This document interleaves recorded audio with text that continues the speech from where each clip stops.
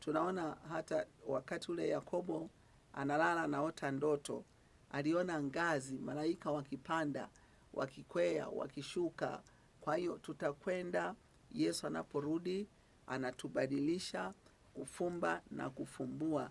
Biblia inasema kwamba wawili watakuwa kitandani, kama mmoja alikuwa ameokoka, mmoja hajaokoka, basi aliyeokoka anakwenda na yule ambaye hajaokoka anabaki pale.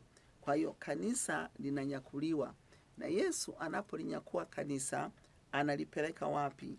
Anapolinyakua kanisa analipeleka kwenda kwenye karamu, kwenye karamu kuu, kwenye kiti cha Kristo. Analipelekwa pale kwa ajili ya kupima kazi ya kila mtu, yani hiyo inaitwa hukumu ya watakatifu. Unaona, hukumu ya watakatifu, hukumu